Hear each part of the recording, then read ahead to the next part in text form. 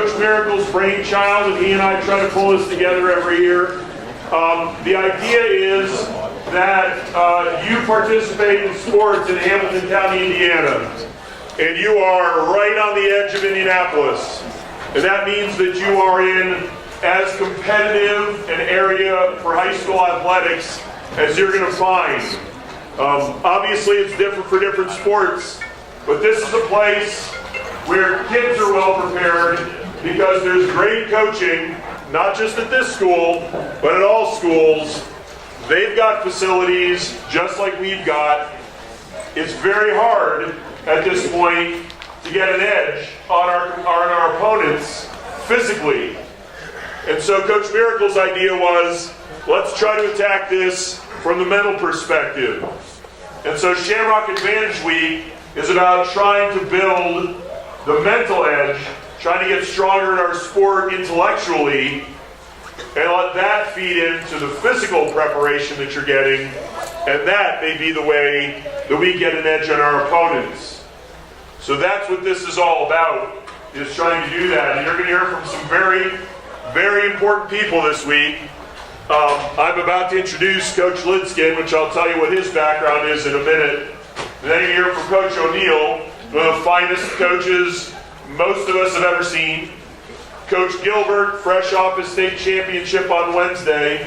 On Thursday, we're going to be online with an athlete who finished 8th in the Rio Olympics in her event, is a two-time NCAA, back-to-back NCAA champion, outstanding athlete. And then on Friday, we're going to let you hear through a series of film clips. We're in the process of making contact with former Westfield athletes who are currently in college or just finished college, and we've sent them some questions and asked them to reflect a little bit on what mentally they could have done more strongly in high school and what they learned in college, and to try to give you the benefit of some of that experience.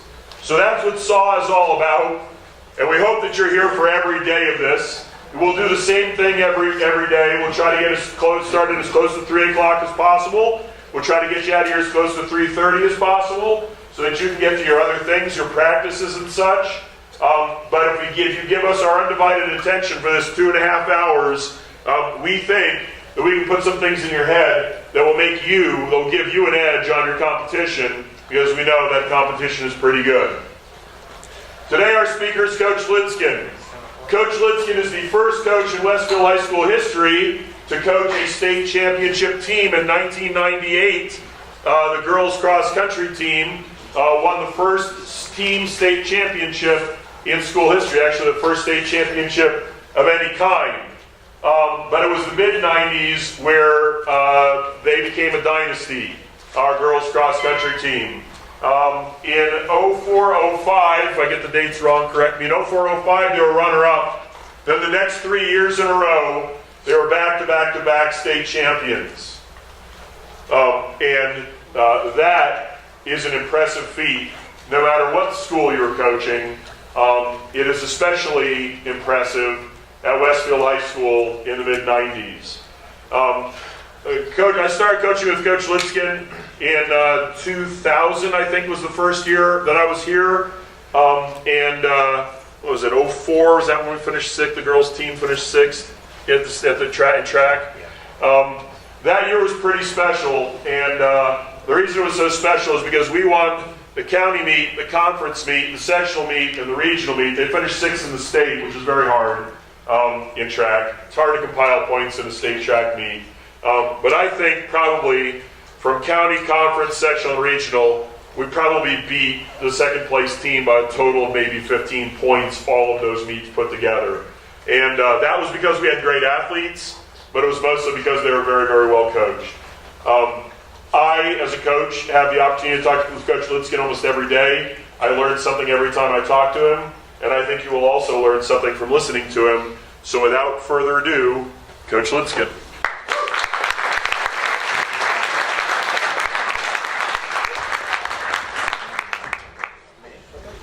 Scientists say that when somebody like me gets up in front of a group like you, that I need to repeat things to the average listener 5.6 times for it to hit home.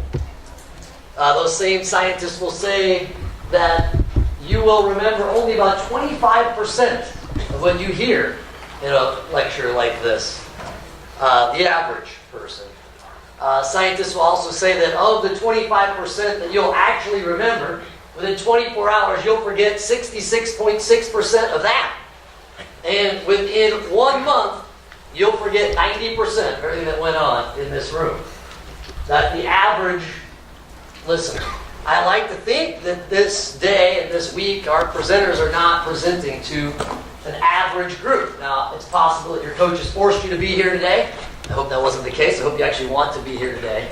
But I like to think that we're not, just like I said, the average group of listeners here, that you're going to actually really take in and soak in everything that you hear. Today, the topic that I want to give to you, I think it's fitting for that statistic, because my topic, it sounds more grandiose than it really is the importance of today. As you can see up on the screen, today, and it took me a long time to understand the importance of this. Today is January 23rd, 2017. And as dramatic as this is going to sound, I don't mean to make it sound dramatic, it's the only January 23rd, 2017 that you will ever get. Let me say it again. It's the only January 23rd, 2017 you're ever going to get. Right? Does this make sense? You understand what I'm saying? And I think we forget about that a lot. We take it for granted. We throw days away. And when I say we, I put me in that same category. And I think as athletes, if we start to recognize how important today is, we're going to make huge gains as athletes, and probably more importantly, as people. Today is pretty important. Does anybody have a competition today? Not one hand. Nobody's got a game today at all, right? Yet, today is a pretty darn important day. Whether it's your chance to get physically stronger, mentally strong, whatever. It's a pretty important day today, okay?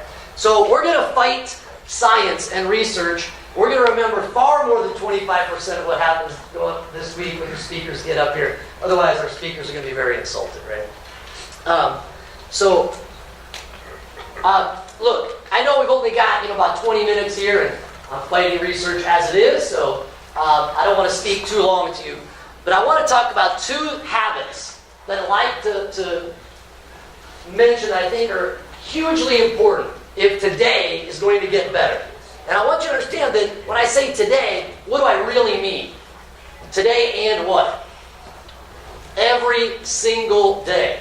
Okay? I mean today and every single day. 2 habits. I could give you 20. We don't have time for that. So I picked 2 that I think are either important or that right now in my life I'm really trying to focus on as a coach and athlete as well. Okay? And as you can see up on the screen, those 2 habits are proper state of mind, which I'll call that attitude, but I like proper state of mind. It sounds more professional. And being present. And I got to tell you, these are daily habits that we're talking about every day. It's not just for today or not just for a week, not 2 months, 5 months. Guys, you're athletes. 5 months in an athlete's life is like a moment, right? We're talking about every day, constant that becomes habit. I'd like for these 2 things to become habit in what we do as athletes and coaches too. Okay? So I want to start with proper state of mind. Proper state of mind. Call it attitude, whatever. I like proper state of mind, whatever. Okay? To me, the thought of proper state of mind is that today you can get the job done. Whatever that job is.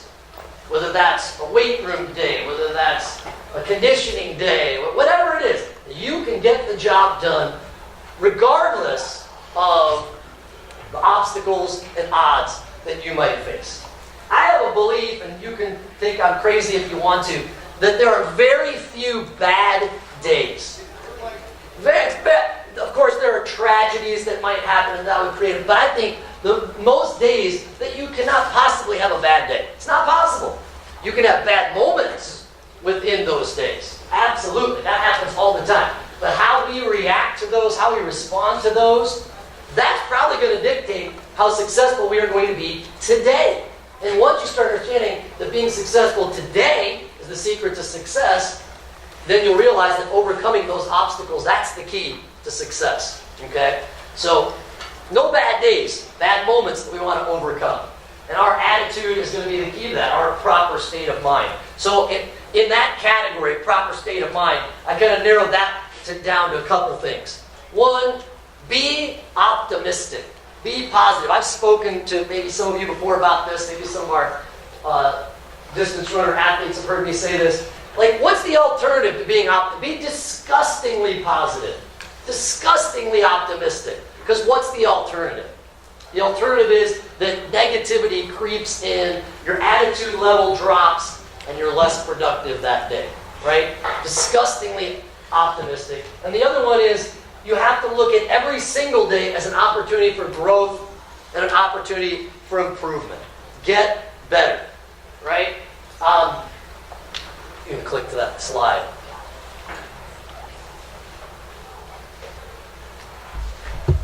I've got a real healthy piece of bubble gum. My athletes know I love giving out gum. What's the Olympic motto?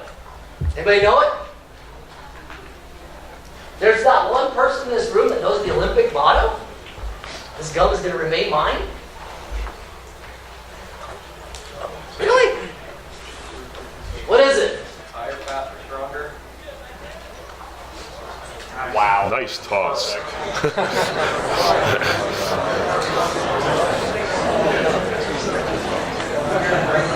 Faster, higher, stronger. And I got to tell you, and I realize that not everybody's sport is an Olympic sport. I get that. But I'm not sure that, you can talk about winning. You've got the Super Bowl coming up, or, I'm a huge Cubs fan, Cubs won the World Series, right? All those things, that's awesome. I don't know that there's a greater feat, though, in sports than winning an Olympic gold medal. And this, to me, goes back to this idea of daily habit. You tell me, and you said on Thursday you're going to hear from an Olympian, right? You're telling me you think Olympic gold medalists, of course they set their goal of being, a medalist or qualifying for the Olympics. But I guarantee you, when you come back to every single day, daily habits, I'll bet they come right back to this. Let's go faster.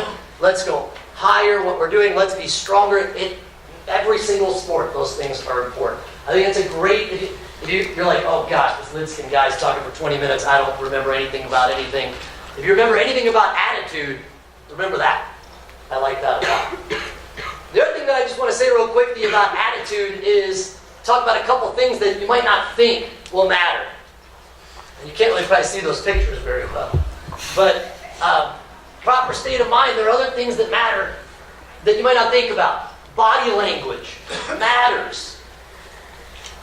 Every study shows negative body language on a daily basis is going to make you a worse performing athlete, a worse performing student. Your body language matters. And I think this is like Tina Fey. How many times, I'm not going to ask coaches specifically, do you see the eye roll, or the, oh gosh, or, we see it all the time. Look, I don't know what the toughest football drill is that you guys have. I'm not expecting a huge smile on your face when Coach Gilbert has that drill planned in practice.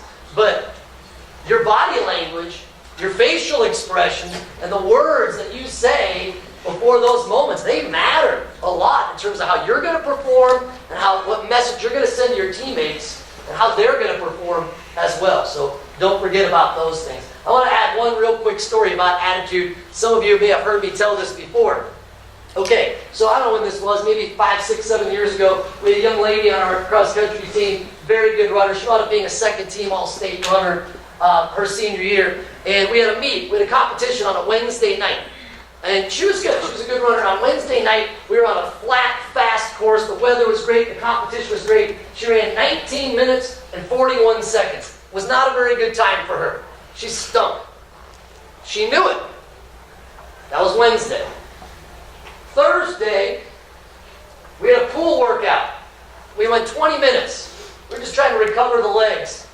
There's nothing that we gained aerobically. We did not improve physically on that day. It was simply just recover from the day before. The next day was Friday. We did we call it a pre-race, just an easy jog. There's no way that she improved in any way physiologically, I mean physically. She didn't get cardiovascularly better. Her legs did not get stronger. Nothing changed physically.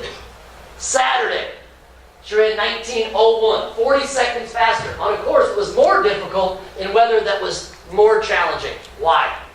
Why did that happen? Nothing changed physically in those 4 days. What happened was proper state of mind. She was ticked about what happened on Wednesday. I'm sure every single person in this room has had this experience, right? You have a day, you have a bad test. Oh my gosh, mom's going to yell at me. I got an F in class. I better get my butt in gear. And you get an A on the next test. My question is, why did the 1941 happen in the first place? Why did the F happen in the first place? Is it because we took proper state of mind for granted and we fell down into a hole? If we can avoid those holes by having the proper state of mind daily with our habit, we're going to grow. And then you're going to be able to get more optimistic. And you're going to keep improving and improving and improving. Okay? So that's one, proper state of mind. The second one, this is one I'm into these days a lot for my teams, and I'm studying a lot, reading a lot of stuff about this winter, and that is be present. There's this whole idea of, like, be in the moment, right? Like, if you're a basketball player and you are shooting a free throw, you know what you should be doing in that moment? Shoot a free throw, right? If you are studying math homework at night, you know what you should be doing right at that moment to be present? Study math. We've come into a world now where multitasking is not only expected, but it's almost considered to be cool, right? I can do 10 different things at once. And listen, I'm not going to be up here and tell you that's a bad trait to have. But I've been studying this term lately of monotasking. What does mono mean? One, right? Again, multitasking isn't necessarily a bad thing for athletics or for life. But sometimes I think we go overboard with it. We forget about its originator, right? The monotasking, getting really good at what you're doing, right in this moment, right?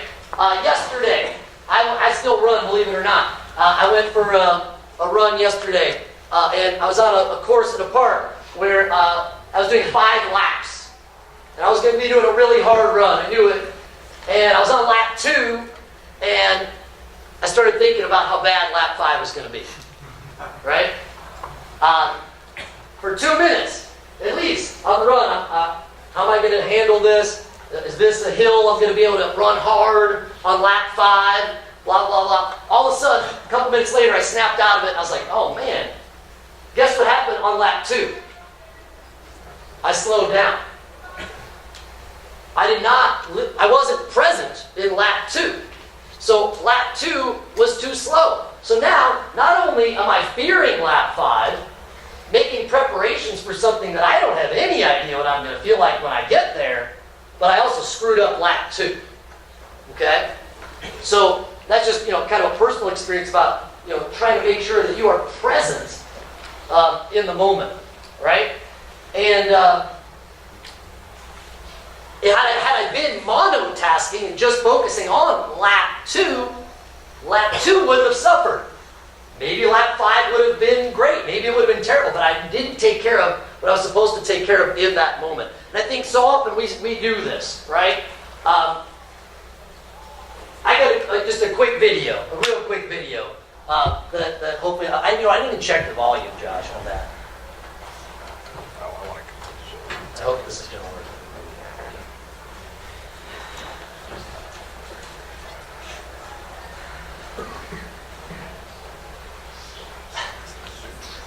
It's the other tab. Hey, I have a question for you. Do you think you're multitaskers? Do you consider yourself multitaskers, anybody? Yes? I am a multitasker. I'll tell you right now, I'm talking to you. I'm also counting my bucks. Seems like everybody now multitasks. Can anybody hear this? No. I see there's a mic that going over here. we can survive without it. Wait. It's just an element.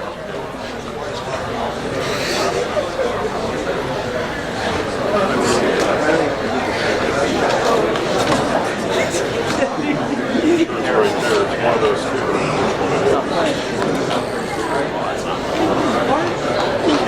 You know what? Let's not even worry about that.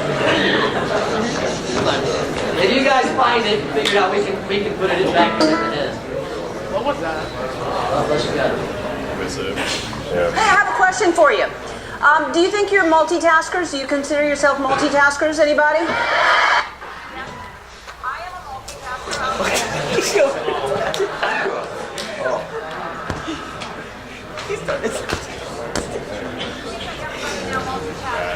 You lost it when you went to full screen.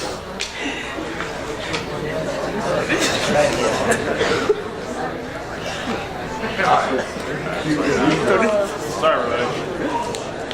All right, that's okay. Basically, it was just kind of going to be a funny video about how we run into trouble when we start to we try to multitask too much. So, let me see, where am I at here? So let's relate multitasking to what sport you are in possibly, right? And how it's going to be better to monotask. So I mentioned football before. So let's say, and I don't even know how football practice operates. I don't know if you guys on the football team even see what the whole 2.5 hours of practice is going to look like. But let's say coming up you've got the toughest drill that you're going to do. I mentioned this before a moment ago, right? And or no, better yet, I'm assuming you guys do some conditioning around here. And I'll bet that's not a real popular part of practice, right?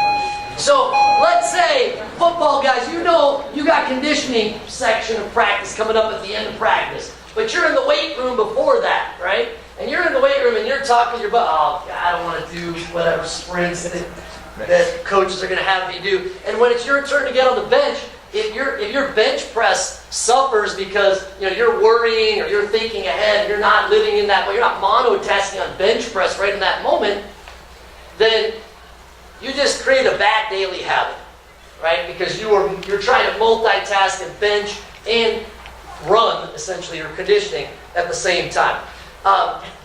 What about, I don't know if we have any swimmers in here, right? I know every time we go in the pool, I see Coach Messmore has a sheet of paper that he gives to all the swimmers. You can see the whole workout. So that really tough set is coming, 60% of the way through practice. But if you start dogging it in the first 20 or 30% of practice, because you're worried about that part of practice, you're not being present. You're multitasking. You're thinking about too many things at once.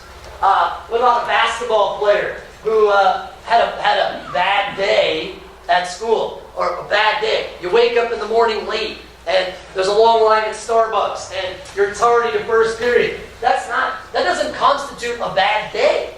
You had a couple of bad moments, right? So if you bring that drama, say you broke up with your boyfriend or girlfriend, you bring that drama into practice, and now you're multitasking instead of monotasking. You know what? This just popped in my head. My senior year, it's bizarre. I played basketball in high school. And I remember a specific moment. We were in a game, and I was fouled with 1 second left, and we were down by 1. I had a 1-and-1. So and the other team called timeout, to ice me, I guess. And man, it worked initially. Holy cow! I'm jogging back over to the bench, and all I'm thinking about is I'm going to miss this free throw. I'm starting to think about my team's going to get mad at me. We're going to have to shoot free throws. We're going to shoot 1,000 free throws in practice on Monday. We're going to run. I'm thinking about Monday. And in a minute, I have to go out there and make 2 free throws to win the game. So we ran over to the bench, and I didn't listen to my coach at all. I remember the moment specifically. I remember thinking to myself, I wasn't far enough advanced in thinking it. In other words, I wasn't smart enough to say to myself, be present. But I remember, even to this day, thinking, all right, it's a free throw. You shot hundreds of them in practice. You've already shot 4 or 5 of them in this game. Then I remember thinking, about 2 months ago, I ran in the cross-country state meet. It was way more pressure than this. I'm ready for the pressure. I'm a good shooter. All of a sudden, my mind went back to that moment, and fortunately, I did make both those free throws. That's what I mean by living in the present and not multitasking. Okay? So, I guess I'll just finish with this. A coach once told me that exact phrase up on the screen, and I guess I want to leave it, and I'll just finish with this. The day is the basic unit that you can control, unit of time that you can control. A week is too much. Yeah, you might have a football game on Friday. You have a basketball game on Friday. You might have a cross-country track meet on Saturday. Take care of the day. A week is too long. There's like 1,440 minutes in a day. A minute's too short. But a day is the basic unit of time that we can create a masterpiece out of every day. And remember this, to finish. Every day is new again. So no matter how good you were today at monotasking and being present and having proper state of mind, you got to wake up the next day and do it again. Every day is new again. And when you start doing that, you're going to become a championship athlete.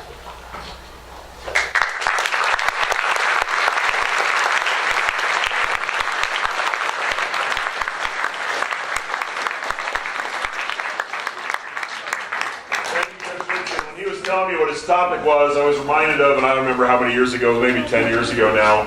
Most of you are probably too young to remember this. When Brett Favre was the best quarterback in the NFL, his father died. They had a Monday night game. His father died, I think, on Saturday. And there was some question about whether or not he was going to play. Not only did he play, he actually was unbelievable.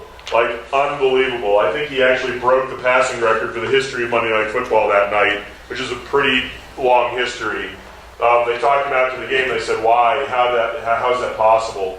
Like, you had to have so much on your mind. It had to be so emotional for you. And he said, no, this place is my refuge. This is where I shut the rest of the world out. And I think too many of us don't do that. You love competing. That's why you participate in sports, right? You love the competition. It should be your refuge. It should be the place where you can shut all that out. Practice is the same way. So I really took to heart what Coach Litzkin said because there are just so many examples, and you probably have your own personal examples too of those same things happening. Thank you for coming today. We will be back here at the same time tomorrow. Coach O'Neill will talk tomorrow. If you happen to have a seat belt, you might want to bring it with you, because Coach O'Neill will blow you out of your seat. Just what he does. See you tomorrow afternoon.